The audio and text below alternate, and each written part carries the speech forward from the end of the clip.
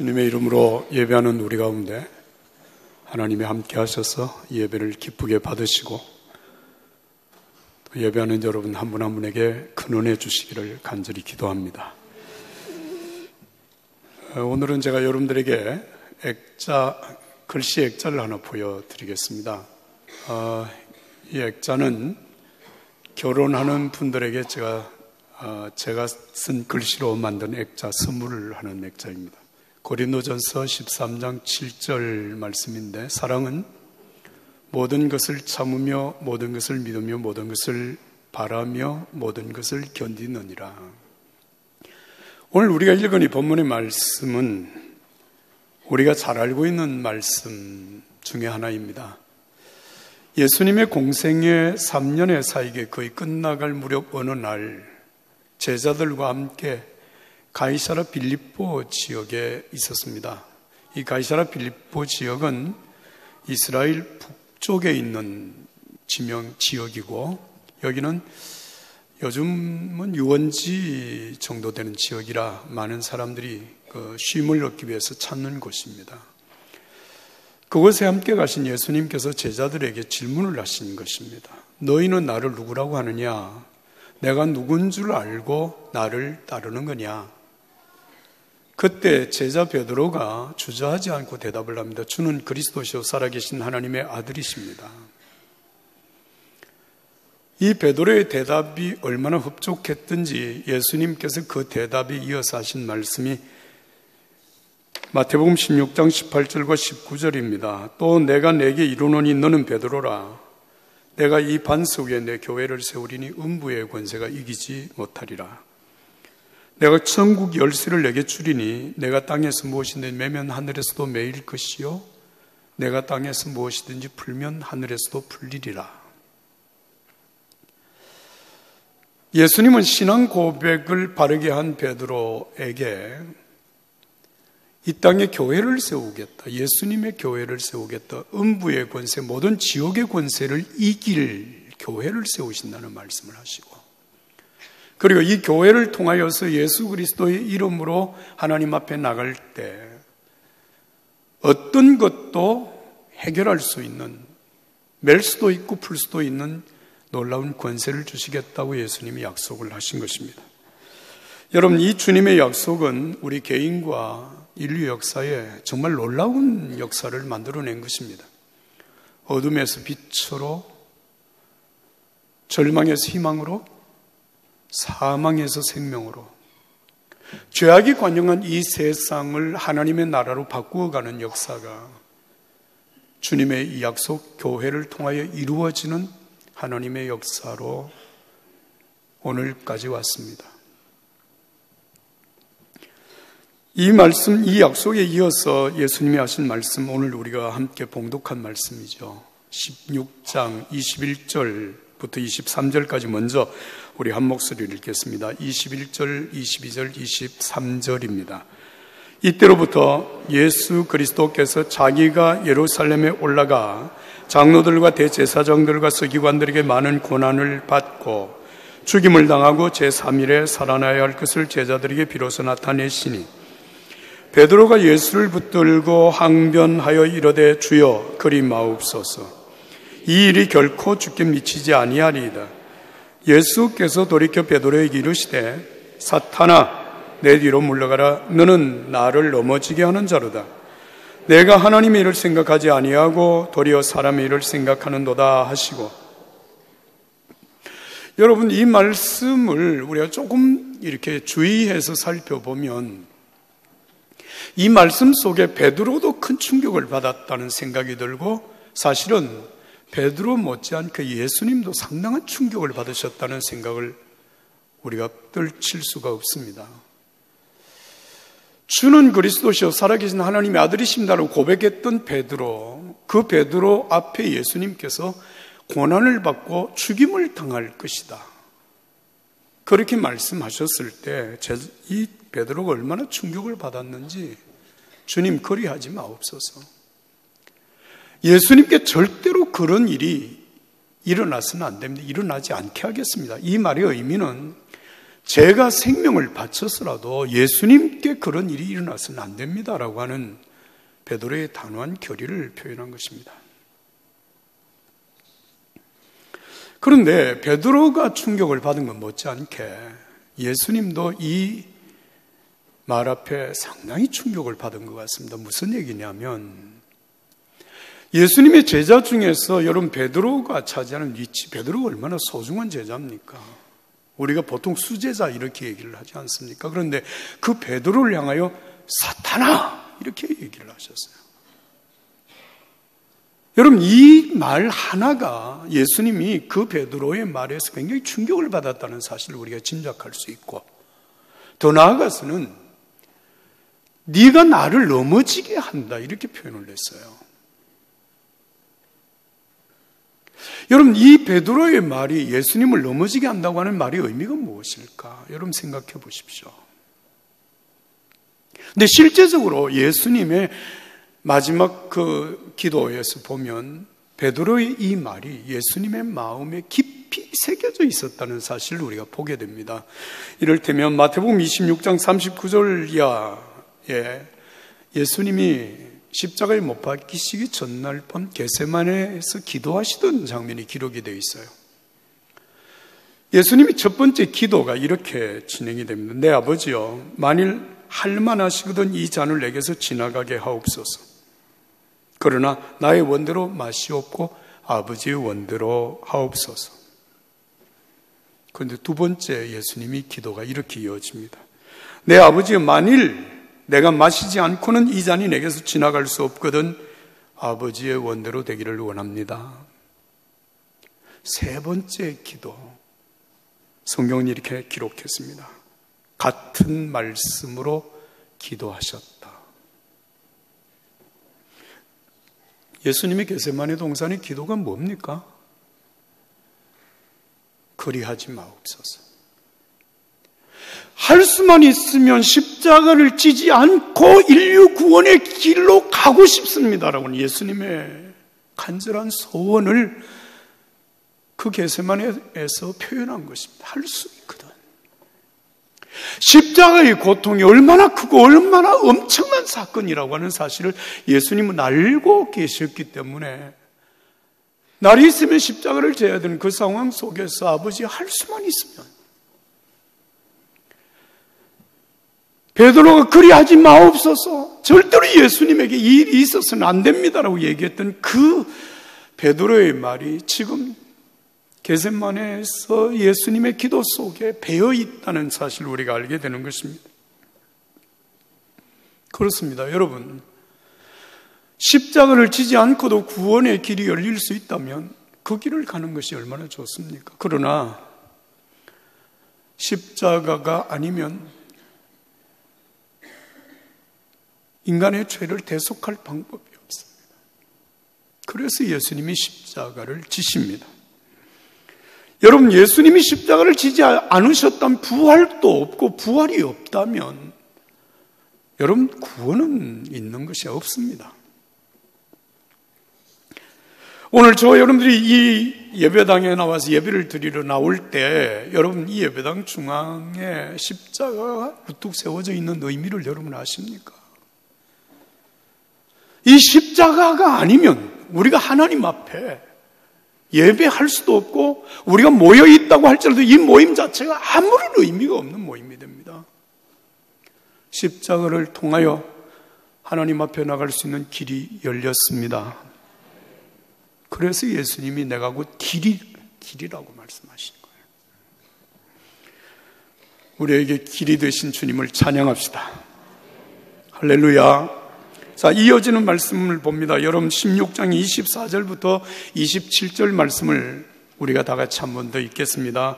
24절, 25절, 26절, 27절입니다. 이에 예수께서 제자들에게 이르시되 누구든지 나를 따라 오려거든 자기를 부인하고 자기 십자가를 지고 나를 따를 것이니라. 누구든지 제 목숨을 구원하고자 하면 잃을 것이요 누구든지 나를 위하여 제 목숨을 잃으면 찾으리라. 사람이 만일 온 천하를 얻고도 제 목숨을 잃으면 무엇이 유익하리요? 사람이 무엇을 주고 제 목숨과 바꾸겠느냐? 만일 인자가 아버지의 영광으로 그 천사들과 함께 오리니 그때에 각 사람이 행한 대로 갚으리라. 할렐루야. 할렐루야. 자, 여러분, 예수님이 십자가의 고난을 받고 죽으신다고 하는 말은 베드로에게 충격이었습니다. 근데 그리하지 마옵소서, 절대로 이런 일이 있어서는 안 됩니다라고 하는 베드로의 말에 충격을 받으신 분은 사실상 주님, 예수님이었습니다. 그런데 오늘 24절부터 이어지는 이 말씀은 이 말씀을 읽는 저와 여러분들에게 사실 충격입니다. 무슨 말씀인가 하면요, 인류의 구원의 역사가 예수님의 십자가의 죽음만으로 완성되지 않는다는 얘기입니다. 이 말은 여러분들이 잘 들어야 됩니다. 오해하면 제가 이단이 됩니다. 무슨 얘기냐면요, 예수님이 십자가에 못 박혀 죽으심으로 구원의 길이 열려졌지만 아직도 구원받지 못한 저 세상의 사람들이 돌아와서 구원을 받기까지 누군가가 그들을 인도하는 수고, 인도하기 위한 대가를 지불해야 된다는 얘기입니다. 그래서 예수님이 하시는 말씀이 누구든지 나를 따라오려거든, 따라서 합시다. 자기를 부인하고 자기 십자가를 지고 나를 따를 것이니라. 예수님을 따르는 예수님의 제자, 다시 말하면 구원받은 하나님의 자녀들이 주님을 따르는 길, 그 길에는 반드시 자기를 부인하고 자기 부정을 해야 된다는 것이고 자기 십자가를 져야 된다는 말입니다. 이게 무슨 뜻입니까, 여러분? 자기 부정? 여러분, 내가 주님을 알기 전에, 예수 그리스도를 믿기 전에, 구원받기 전에 삶의 가치관을 가지고 그대로 예수님을 따를 수는 없다. 그런 의미에서 자기 부정을 해야 된다는 것입니다. 다시 말하면 부와 명예와 권력과 세상의 모든 쾌락을 따르는 것을 최고의 가치로 여겨 살아왔던 내 지난날의 삶의 가치관을 청산하지 아니하면 여러분, 예수 그리스도를 따르는 구원의 길, 믿음의 길, 생명의 길을 갈 수 없다는 말씀입니다. 예수님은 이 길로 들어가는 문을 좁은 문이라고 하셨고, 좁은 문으로 들어가면 좁은 길로 걷게 된다, 이렇게 말씀을 하신 거예요. 자기 십자가를 지고 나를 따를 것이라고 하신 이 주님의 말씀은 여러분, 자기 부정을 넘어서서 내 자신을 십자가에 못 박아야 된다고 하는 얘기입니다. 다시 말하면 갈라디아서 2장 20절에 성경이 말씀하신 말씀은 예수와 함께 죽고 예수와 함께 사는 길이라고 말씀을 하셨습니다. 그렇습니다. 예수님과 함께 죽고 예수님과 함께 사는 자만이 예수님과 함께 걸을 수 있다. 마태복음 27장 32절에 구레네 사람 시몬이라고 하는 사람이 갑자기 등장을 합니다. 예수님이 십자가를 지고 가시는 그 길에 구레네 사람 시몬이 거기에 같이 따라가는 사람으로 등장을 합니다. 십자가를 지고 가시던 예수님이 쓰러지고 일어나서 비틀거리며 십자가를 지고 가는 그 길에 함께 걷던 구레네 사람 시몬을 로마 병사가 강제로 끌어다가 야, 같이 십자가를 지라고 지웁니다. 그래서 구레네 사람 시몬은 성경 말씀 그대로 말하면 억지로 자원해서가 아닙니다. 기쁨으로가 아닙니다. 억지로 어쩔 수 없이 예수님과 함께 십자가를 지고, 우리가 이제 잘못 이해하면 구레네 사람 시몬이 예수님을 대신해서 십자가를 지고 간 것처럼 그렇게 이해하기 쉬운데요, 아닙니다. 왜냐하면 그 골고다 언덕으로 올라가는 길을 보시면요, 그 구레네 사람 시몬과 함께 십자가를 지고 가면서도 쓰러지고 또 쓰러집니다. 예수님이 쓰러지고 또 쓰러지고 일어나 다시 골고다까지 가시는 거예요. 여러분, 이 과정 속에 일어난 놀라운 일을 아십니까? 구레네 사람 시몬이 예수님과 함께 십자가를 지고 가는 그 과정이 여러분 거리상으로 그렇게 먼 거리가 아닙니다. 골고다 언덕까지 그 올라가는 길에서 예수님을 믿게 됩니다. 구원을 받습니다. 자신만 구원받은 게 아니라 자기 아내 구레네 사람 시몬의 아내를 두고 바울 사도는 나의 어머니 이렇게 표현을 합니다. 그리고 그의 두 아들 루포와 알렉산더라고 하는 사람 이름이 성경에 기록이 되어 있습니다.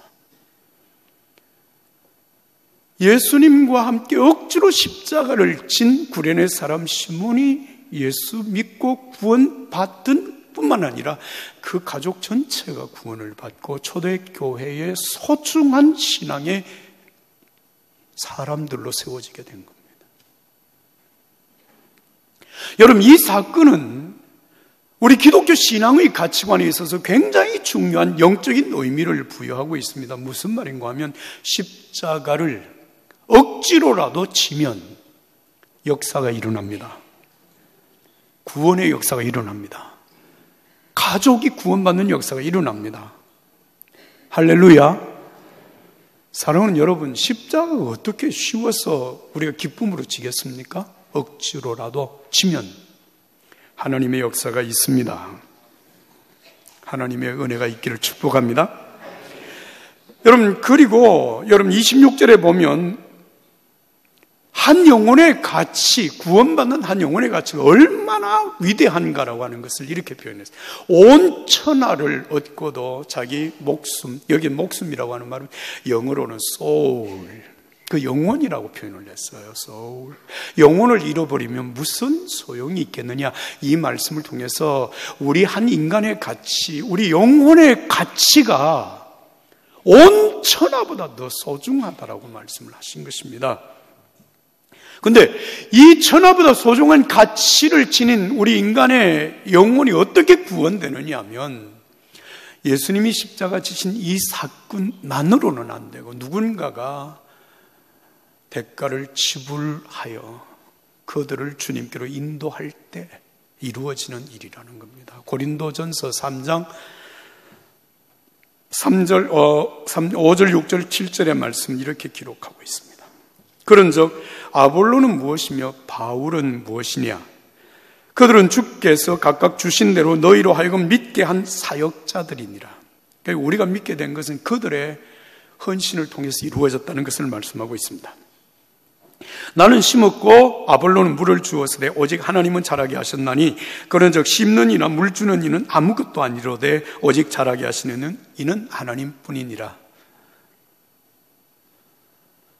여러분, 하나의 씨앗이 생명이 움트고 자라서 열매를 맺게 되는 이 역사 속에는 세 가지 중요한 사역이 있습니다. 첫째는 심는 자가 있어야 되고, 두 번째는 물을 주는 자가 있어야 되고, 세 번째는 자라게 하고 꽃을 피우고 열매 맺게 하시는 분이 있어야 됩니다.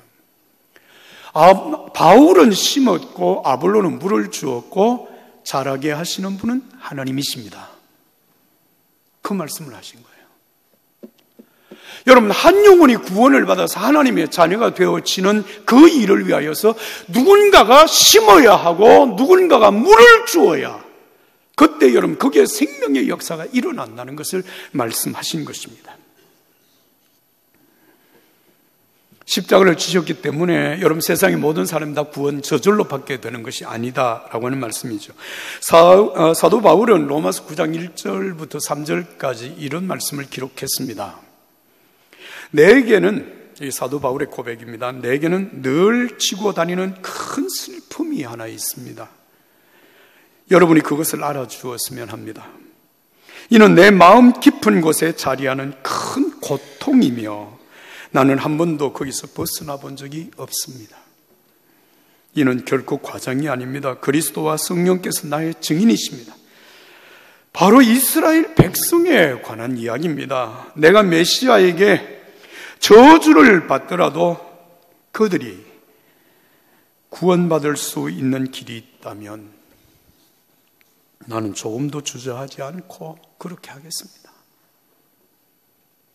여러분 무슨 말씀인지 이해가 되시죠? 내 민족이, 내 형제가 구원받을 수만 있다면 내가 지옥 가는 것도 난 감수하겠습니다. 여러분, 이 말은 이런 의미예요. 정말 여러분 구원이 뭔지 알고 천국이 있음을 알고 지옥이 있음을 알기 때문에 구원받지 못한 내 형제, 내 가족, 내 민족에 대한 그 고통, 그 아픔이 얼마나 절절한가라고 하는 사실을 사도 바울은 이렇게 표현을 하는 것입니다. 사람이 만일 온 천하를 얻고도 목숨을 잃으면 무엇이 유익하리요? 사람이 무엇을 주고 제 목숨을 바꾸겠느냐?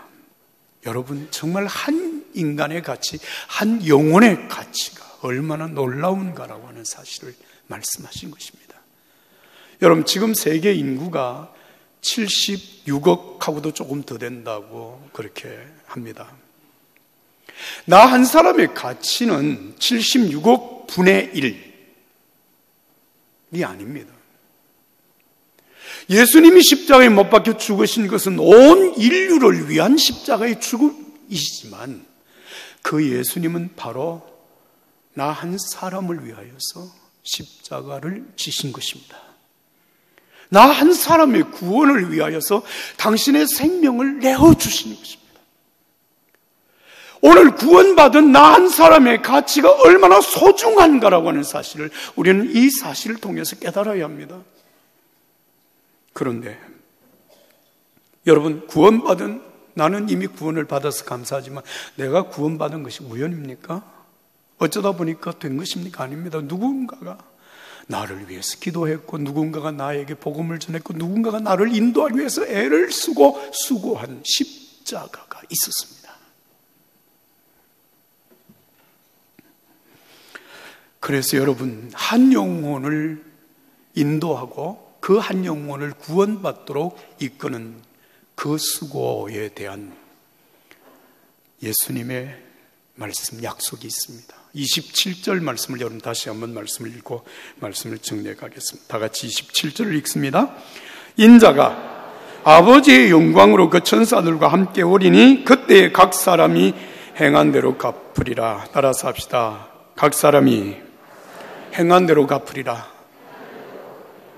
여러분, 이 말씀을 광범위하게 해석을 하면 오늘 우리 믿음의 사람들이 행하는 그 모든 일에 대하여서 반드시 하나님이 갚아주시는, 하나님이 주실 상급이 있다, 그런 의미지만 오늘 이 본문 27절의 말씀은 여러분 광범위하게 해석할 내용이 아닙니다. 천하보다 더 귀한 소중한 영혼 한 영혼을 구원하기 위하여서 그들에게 복음을 전하고 그들을 주님께로 인도하여 구원받도록 하게 하는 그 사람의 수고, 그 사람의 행함에 대하여서 하나님은 반드시 갚아주십니다. 그 말입니다. 한 사람이 구원받는 것이 얼마나 소중한 일인가라고 하는 것을 우리에게 일깨워 주시는 주님의 말씀입니다. 여러분, 오늘은 우리 교회가 새생명 축제를 선포하는 주일입니다. 오늘이 9월 16일인데요. 10월 21일까지 36일 동안 정말 예수 그리스도의 이 복음을 전하고 아직도 구원을 알지 못하는 사람들에게 우리가 주님의 사랑을 전하고 그들을 주님께로 인도해서 구원받게 하는 이 기간이 바로 이 새생명 축제에 우리가 할 일입니다. 한 영혼을 주님께로 인도하는 일, 여러분 십자가를 지는 희생, 대가, 지불이 필요합니다. 억지로라도 하시면 역사가 일어납니다. 이 기간 동안에 나는 저와 여러분들이 이 거룩한 주님의 부름의 요청에 함께 동참해 갈 수 있기를 예수님의 이름으로 축복합니다.